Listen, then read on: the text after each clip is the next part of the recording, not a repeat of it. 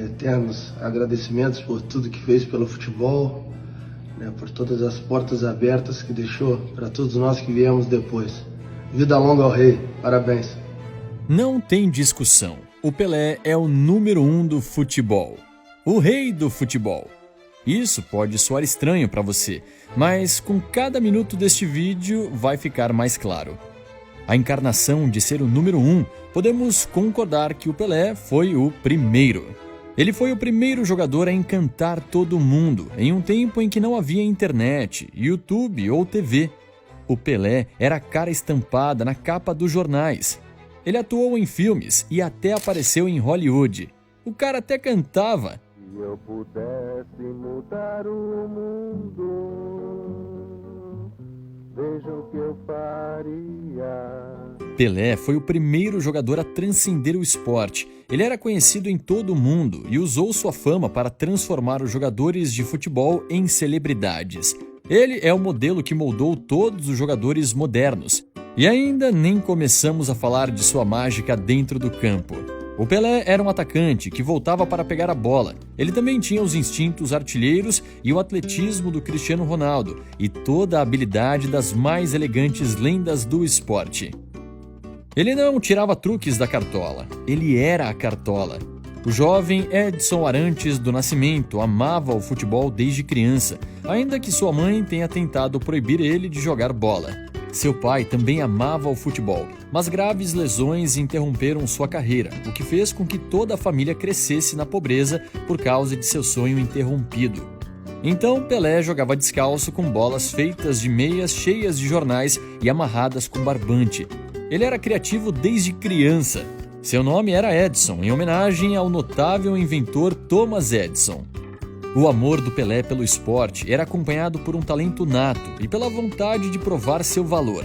Aos 15 anos, ele já jogava no Santos e começou a jogar pela seleção brasileira antes mesmo de completar 17 anos. A estreia pela seleção foi contra a Argentina. Nesse jogo, ele marcou seu primeiro gol. Foi o primeiro passo na vingança do Pelé. Em 1950, quando Pelé tinha apenas 10 anos, ele viu seu pai chorar inconsolavelmente ao ver o Brasil perder a final da Copa do Mundo para o Uruguai em casa. Ele fez uma promessa ao seu desolado pai. Eu me lembro de dizer a ele brincando, não chore pai, eu vou ganhar a Copa do Mundo para você. 14 anos depois, na Suécia, ele se tornou o jogador mais jovem a disputar uma Copa do Mundo. Então se tornou o mais jovem a dar uma assistência, o mais jovem a marcar, o mais jovem a ter hat-trick e o mais jovem a marcar 2 vezes na final. Você acredita nisso? O Pelé não tinha nem 18 anos e já tinha ganhado uma Copa do Mundo, marcando 6 gols em 4 jogos. No apito final, ele desabou no campo. Ele já tinha cumprido sua promessa e ele ainda tinha toda a sua carreira pela frente. Sobre sua carreira, você precisa entender uma coisa. Sim, Pelé jogou quase toda a sua carreira no Santos e nunca jogou na Europa. E não foi por falta de interesse dos gigantes europeus. Na verdade, um plano foi feito para impedir que ele jogasse na Europa, quando ele foi declarado Patrimônio Nacional. Após o sucesso em 1958, os olhos do mundo do futebol estavam voltados para Pelé. Real Madrid, Juventus, Inter e Manchester United estavam lutando para contratá-lo. Para impedir a transferência, o presidente brasileiro da época o declarou Patrimônio Nacional. Seria um crime contratá-lo. O fato de que ele nunca jogou oficialmente na Europa é uma fonte de críticas de analistas de futebol modernos. Já ouvimos antes, ele jogou numa liga de fazendeiros. Essa frase não é só falsa, é um insulto também. Podemos discutir por horas sobre o nível do futebol sul-americano ou sobre a importância de jogadores sul-americanos para times europeus, mas a realidade é que o futebol era completamente diferente na época. Transferências internacionais não eram a regra. Mesmo assim, quando um jogador sul-americano era convencido a se transferir para o exterior, normalmente ele era nacionalizado e não contava como um estrangeiro. Isso fazia com que eles pudessem jogar na seleção, como foi o caso de lendas como Di Stéfano e Puskás na Espanha ou Sivori na Itália. Isso também fazia com que não houvesse um êxodo de talento, apenas os melhores dos melhores jogavam em cada continente. Imagine um cenário em que transferências intercontinentais não acontecessem. Neymar, Messi, Di Maria, Suárez, todos jogariam a Libertadores. Seria incrível! Na época em que o Pelé jogava a Libertadores, era assim. A Libertadores era tão competitiva quanto a Copa Europeia. E o Santos de Pelé mandava no continente. Eles ganharam 6 brasileiros, 10 paulistas e 2 Libertadores. Como eles já tinham conquistado a América, eles foram e se provaram para o mundo. Pelé levou o Santos à conquista de 2 Copas Intercontinentais, contra o Milan de Cesare Maldini, Rivera e Trapattoni, e contra o Benfica de Eusébio e Santano. A fama do Santos e do Pelé cresceu tanto que eles estendiam suas viagens internacionais e saíam em tours futebolísticas. Já que todo mundo queria ver o Pelé jogar, o Santos capitalizou a experiência.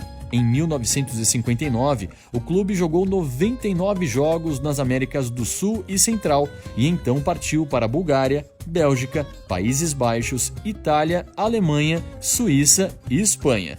Eles jogaram no mundo todo. Estávamos em demanda, escreveu Pelé em sua autobiografia. Os dirigentes estavam muito interessados em faturar.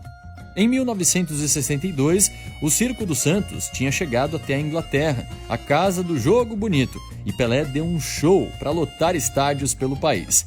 Eric Todd, então correspondente do The Guardian, resumiu perfeitamente a admiração causada por Pelé. Quando se considera a quantidade de extremos usada para descrever um atacante qualquer neste país, torna-se ainda mais óbvia a futilidade de procurar novos extremos para descrever Pelé. Uma vez, jogando contra Sheffield Wednesday, o meio-campo rival Tommy Craig passou os últimos 10 minutos perseguindo Pelé pelo campo. Ele não estava tentando pegar a bola, ele estava tentando pegar sua camisa. Eu falei para o árbitro me dar um sinal quando ele estivesse prestes a apitar o fim do primeiro tempo, para que eu pudesse ficar ao lado do cara. Craig disse ao Daily Record. Quando o jogo acabou, eu agarrei o Pelé pela cintura até ele tirar a camisa. Outros jogadores ficavam desesperados para conseguir um souvenir do Pelé, numa época em que trocar camisas não era comum. Pelé se estabeleceu como uma estrela internacional, um herói que transcendeu o esporte, um homem que as pessoas pagavam para ver. A turnê mundial do Santos do Pelé inclui uma história como nenhuma outra, o dia em que eles pararam uma guerra. A Nigéria estava no meio de uma violenta guerra civil, quando Pelé desembarcou para jogar um amistoso contra a seleção local. Ambas facções concordaram em um cessar-fogo para que o jogo pudesse ocorrer e os nigerianos pudessem celebrar o rei do futebol. A Sua Majestade recebeu seu título ao conquistar o mundo com o Brasil, não uma ou 2, mas 3. Ele ganhou a Copa do Mundo em 1958 como um adolescente e fez parte do elenco de 1962, apesar de estar lesionado durante a maior parte da competição. 1970 no México seria sua última chance e seria uma despedida apropriada para Pelé, pois a seleção brasileira jogaria o melhor futebol já visto. Seria também um momento importante na história do futebol, pois 1970 foi a primeira Copa transmitida internacionalmente e a cores. Finalmente, o mundo inteiro veria Pelé em ação. Depois de ter ganhado tudo e marcado mais de 1000 gols, Pelé se aposentou. Mas não por muito tempo. Como dissemos, ele foi um pioneiro. Ele também foi a primeira estrela a levar seu talento aos Estados Unidos. Foi o ex-secretário de Estado, Henry Kissinger, que o convenceu a sair da aposentadoria e se juntar ao New York Cosmos. O Pelé foi fundamental em fazer o futebol relevante nos Estados Unidos. E a história resume a lenda. Pelé foi o primeiro jogador que agiu como um embaixador do esporte, Sua Majestade, que se sentava à mesa com papas, secretários de Estado e reis. Era amigo de Nelson Mandela e a rainha Elizabeth o nomeou cavaleiro, mesmo ele não tendo descendência britânica. Talvez seu maior título seja o mais simples. Vindo de um país que continua a produzir lendas, Pelé sempre será o melhor jogador brasileiro de todos os tempos. Sempre que um recorde for quebrado por Cristiano Ronaldo ou pelo Messi, ou no futuro pelo Haaland ou pelo Mbappé, é o recorde inicial do Pelé que eles estão quebrando. Vamos terminar com algumas palavras do rei. Como Cristiano Ronaldo disse, quando Pelé fala, o mundo ouve. Eu brinco com jogadores de hoje. They didn't love the team, they didn't love the game today, they love the money because they go to the Real Madrid or go to Santos or go to Arsenal or go to Manchester. They are presented. They say, "I love Manchester." Tomorrow he go to Madrid. They say, "I love Madrid. I love Madrid." They love it who pay a little bit more. You know, that is danger for the football.